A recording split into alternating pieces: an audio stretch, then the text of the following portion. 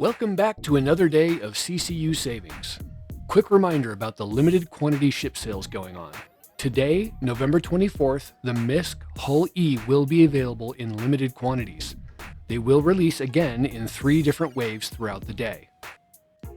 November 25th will also have a limited quantity ship, the RSI Constellation Phoenix. The same wave timing will apply to this ship. If you're interested in either of those ships, good luck on the button mashing that will definitely ensue. MISC and the offshoot company Mirai are now in the expo. I expect we'll see hundreds of Furies and Reliance zipping about the new Babbage today. They gave us the Prospector as a Warbond CCU today. Now for me, this one doesn't work because I've got a chain set up that kind of already skips this step. But overall, it's a good deal, right? For the Hornet Tracker, you spend $5, you save 10. I think that's pretty good. If you have some of these others, like the Hull B, Ballista, all these $40 ones that happen to already be in your chain, you can use them as well. If you don't already use the CCU Game app, you should try it out. I've grown more and more fond of it throughout the years, and it's helped me realize some additional savings that I really would have missed out on if I was just using my spreadsheets. Now, spreadsheets are great and start out with them, but they do have their limitations. They don't give you the full picture. In this app, which is pretty fantastic nowadays, it helps you realize the bigger picture of all of the CCUs you may have. The only issue is you have to have traded any giftable CCUs that you have on other accounts into your main account. I don't think it can do multiple accounts. So that's the one thing you have to do. You got to make sure all your trades are taken care of. You can see the chains that I'm currently working on here, most of which are nearly complete and some which are complete. Let's look at my Prospector chain so you can see how the current Warbond that's available for it won't really work out. Okay, so here's the Prospector chain that I have going right now. I started with the MPUV-C, which was a referral reward. You can see this column here that says hanger or whatever this says. No savings. Yes, no savings. This is the column that indicates whether you've purchased it or have not purchased it. So if it's green and says hanger, you've got it in your hanger already, you've purchased it. If it says anything else, it means you have not purchased it yet. Okay? So the columns are pretty self-explanatory.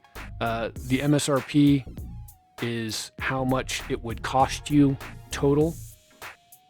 The item pledge is how much you actually paid for this CCU upgrade or ship. In this case, it's a ship. In this case, it's a CCU upgrade. Okay. The savings is just a percentage savings. And then the savings here is the actual dollars you saved when purchasing the CCU for the item pledge amount. And then the percent savings is just the ratio. It's a percentage of how much you saved on this particular step of the chain. Okay. Ship melt value. It basically says, look, here's how much you've actually spent in the store throughout this purchase. And it's cumulative, right? So here was 5. This isn't 10. It's another 5. Okay. This isn't 15. It's actually just another $5 increment. So down here, you have the total cost of $60 versus all of these adding up, which would be, I don't know, more than the Prospector is worth probably. So this is an accumulative total of the $5 increments or $0 increments that you may have spent along the way. And then the ship MSRP is just what the ship would actually cost, which is down here. It should equal the same item MSRP. Okay.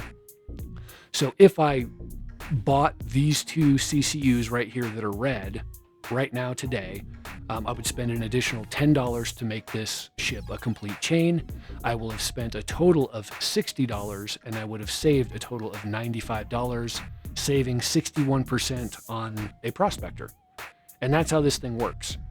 Okay, so what I want to do here is I want to show you what you can do with this app if a new Warbond comes up that you think may make sense for your current chain that you're building that's, again, not complete yet, and see if you can mess around with the chain to see if there's more savings to be had by using a newer Warbond CCU. So what I'm going to do is I'm going to delete this chain that I just built for the Prospector. See, it's gone. I'm going to go down here to force exclude CCUs. What this does is it ensures that anything that you want to remove from the chain will not be utilized by the app when making your chain. So in this instance, there is a CCU for an upgrade directly to the Prospector as the final step. So I'm just going to test it out, right? And again, bear with me. This is not a perfect example. Well, because you'll see in a minute why, but the gist is to utilize the app to see if there's additional savings with something new versus just keeping what you have already. All right. So we've got force exclude, and you can do force include as well if you want to use a particular CCU, but for this experiment, I'm not going to do that. All right, so now that I've excluded these 3 upgrades, I'm going to go to create chain, and I'm going to do the same thing. Long-term highest savings, exclude saved chains, because again, you don't want to move anything in that you're already using in some other chain, and then select from my hanger, the starter ship, which is the same starter ship, so we can compare apples to apples here. Select target ship, which of course is going to be the Prospector, and let's see what happens. Create chain. So most of this chain should be identical, right? Still missing a couple. This one actually presents an opportunity for savings down the road, right? Because you could probably get this for at least spend 5, save 10, spend 10, save 5, one or the other. At least it's feasible that could happen, all right? But again, it's factored in here. Down at the bottom, the Mantis to Prospector is not the one we want. What we want is from the store, and we haven't purchased it yet. So we would go back here and we'd say, okay, well, this is the one I want, the Hornet Tracker to the Prospector, which is $5, right? 5, save 10. Then how do we get to the Hornet Tracker, right? So if I want the Hornet Tracker and then I have the Freelancer DIR, well, that's in the chain, right? Freelancer DIR is right here. So we would skip this one from the Freelancer DIR to the Mantis. We would spend $5 and get a Freelancer DIR to the Tracker, and then the Tracker to the Prospector. So that's $5 additional that I would need to spend on each of these, a total of 10, right? And again, same amount, total of $10 that I would have to spend, 5 and 5. So 5 and 5, it's the same amount.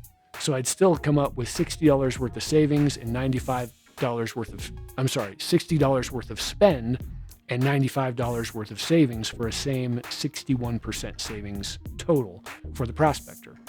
Now, this one is a little bit better technically, but there's $15, because there's a $15 upgrade here.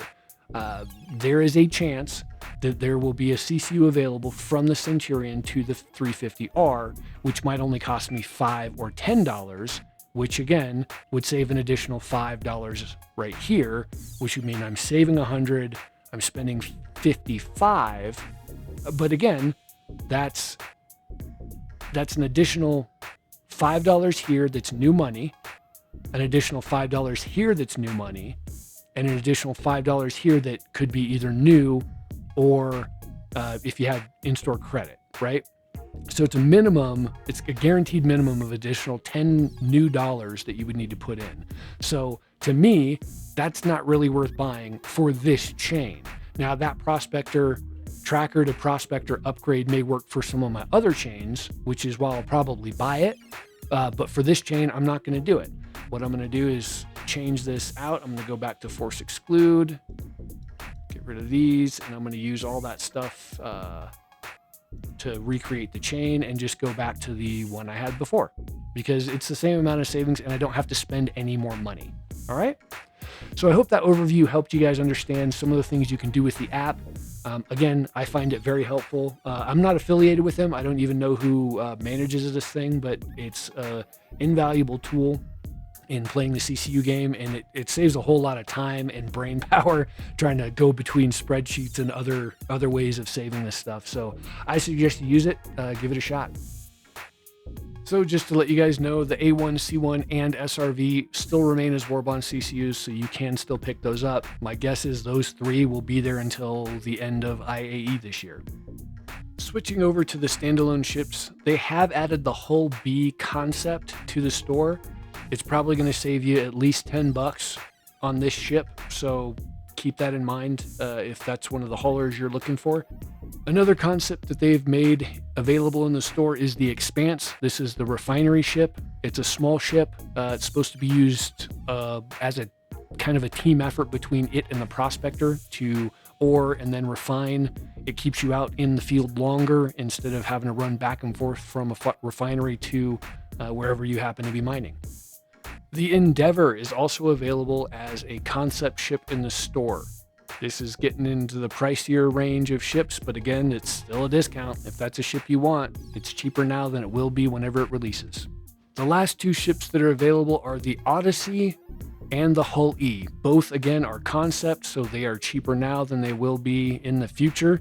So if that's the kind of savings you go for, then jump on it. As for game packs, the only one that's new that's available at Warbond pricing is the Mirai pack. It gives you one of each of the Fury variants and one of each of the Razor variants. All right, that's it for Day 8 CCU savings of IAE 2023, guys. I hope you enjoyed it, and keep on saving that money, citizens. Zi-Tek out.